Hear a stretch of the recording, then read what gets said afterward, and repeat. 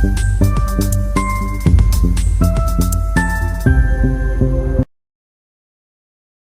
Chart को हम लोग समझ लेते हैं। मार्केट किस हिसाब से बायर और सेलर को बिठाने की कोशिश किया है। अच्छा खासा अपसाइड का मोमेंटम किया, जैसे कि मैं बोला था 52,500 का ब्रेकआउट का चांसेस है, पर अच्छा हुआ एग्जिट कर दिए। मार्केट सुबह सुबह गिरावट करके हर एक बायर को निकाला है। देखो कि 52,000 का ब्रेकडाउन किया था। इतना मैं एक्सपेक्ट नहीं कर रहा था कि ये करेगा, पर सेंटिमेंट अभी इतना नेगेटिव है क्योंकि ये लो तो जैसे कि मैं बोला हूँ कि ये लो जो अभी मार्केट क्रिएट किया है पर कल किया था ना, ये लो नहीं है। ये लो मार्केट अपना नया लो बनाएगा। तो उस हिसाब से अगर देखें तो मार्केट ठीक है, मार्केट के लिए मैं कंप्लेन नहीं करूँगा। तो ठीक है, ऑल ओवर सिचुएशन अगर समझे तो एक और रिकवरी बाकी है। मैं एक और रिकवरी खोज रहा हूँ, ज़्यादा नहीं, 1500 पॉइंट या 1000 पॉइंट तक बैंक निफ्टी में। तो एक चीज़ है, मार्केट हर एक बायर को निकाला 52,000 का। उसके बाद सेलर आ गए जो कि राउंड नंबर से गिर रहा था, तो सेलर आ गए। डबल टॉप बना था, सेलर आ गए। तो अच्छा खासा रिकवरी करके मार्केट उनको निकाला है। जाते जाते ये दोबारा भी वापस देखो कि सेलर को बुलाया है 53,000 के आसपास से, देखो सेलिंग करने की कोशिश किया है। अब तुम बोलोगे सर बायर तो बैठे हैं 52,500 सपोर्ट लिया है। देखो एक बार और दो बार रिट्रेसमेंट किया है, और नहीं भी किया है तो फिर निफ्टी को देख के हर कोई एग्जिट कर देगा। 23,000 के नीचे क्लोज होने का निफ्टी कोशिश किया है, तो इसमें बायर नहीं है। फिर भी मैं तुम्हें दो ठो इम्पोर्टेंट सपोर्ट बता देता हूँ।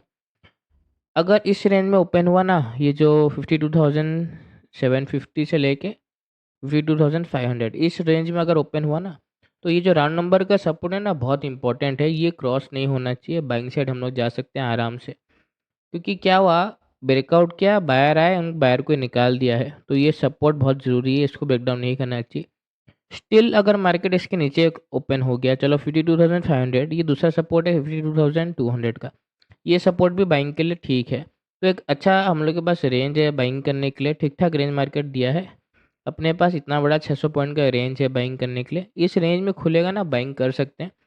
बता दिया, इसके ऊपर खुलेगा तो राउंड नंबर का ऐसे लगा सकते हो, या राउंड नंबर के नीचे खुला तो 200 का ऐसे लगा सकते हो। और इसके नीचे भी ओपन हुआ तो फिर ये जो पूरा बाइंग है ना, ये ट्रैप हो जाएगा। ये जो बायर है ना, ये खुद ही ट्रैप हो जाएगा। फिर तो रिट्रेसमेंट वगैरह भूल जाना, सपोर्ट वगैरह भूल जाना, सब भूल जाना। सेलिंग साइड मार्केट जाने वाला है।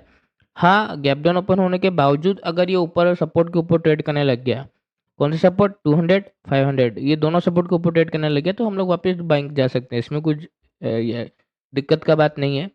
पर ये दोनों के ऊपर मार्केट बाइंग के लिए ये दोनों के ऊपर होना चाहिए, 52,200 52,500, ये दोनों बहुत ज़रूरी है। क्योंकि थोड़ा सा मार्केट अगर स्ट्रॉन्ग, अगर सच में अगर थोड़ा सा रिकवरी करना चाहता है, जैसे कि मैं बोला 1000 1,500 पॉइंट का, तो मेरे को थोड़ा स्ट्रेंथ दिखाएगा तभी तो हम लोग बाइंग करेंगे, या बायर को भी थोड़ा स्ट्रेंथ दिखाएगा तभी तो बायर बाय करेगा ना।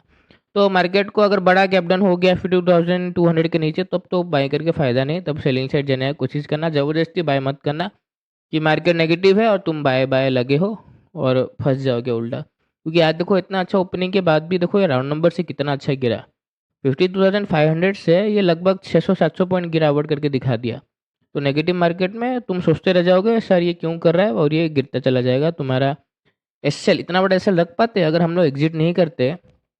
तुम खाली सोचो, एसएल रख पाते इतना बड़ा एसएल? मार्केट 250-300 पॉइंट का एसएल हम लोग को देता, उसके बाद जाके रिकवरी करता। तो एसएल, ये मार्केट में एसएल बहुत बड़ा बड़ा हो रहा है क्योंकि प्रीमियम बहुत हाई है, हज़ार हज़ार रुपये का तो प्रीमियम है। तुम कितना बड़ा एसएल रखोगे, 200-300 कितना पॉइंट मार्केट हिट करके रिकवरी कर देगा।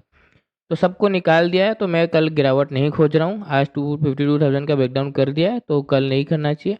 फ्लैट गैप अप 52,200 के ऊपर गैप डाउन, इतना तक हम लोग बाइंग करने के लिए संभाल लेंगे। इसके नीचे हम लोग सेल से जाने की कोशिश करेंगे। निफ्टी तो और भी अच्छा है, ये ब्रेकआउट करके रिट्रेसमेंट किया, 23,000 के नीचे क्लोज भी हुआ है। तो इसमें भी बाइंग करने के लिए दो सपोर्ट है, एक फिर 22,830 के आसपास, दूसरा सपोर्ट 22,740 के आसपास। ये दो सपोर्ट ठीक है बाइंग करने के लिए। इसके नीचे पूरा बाइंग का माहौल बिगड़ जाएगा, मार्केट सेलिंग साइड में जा सकता है। तो इसका भी ध्यान रखने वाला। हालांकि ये ब्रेकआउट करके दिखाया पर क्लोजिंग ठीक ठाक कर दिया। बाइंग के लिए दोनों चार्ट ठीक बन के रखा है, कोई दिक्कत का बात नहीं है मेरे हिसाब से, कोई दिक्कत नहीं होना चाहिए। बाकी ओपनिंग पे डिपेंड करता है, ओपनिंग थोड़ा सा देख लेना। ऑन द स्पॉट सिचुएशन थोड़ा चेंज हो सकता है, तो प्रॉपर कंफर्मेशन के साथ ही ट्रेड करना। धन्यवाद।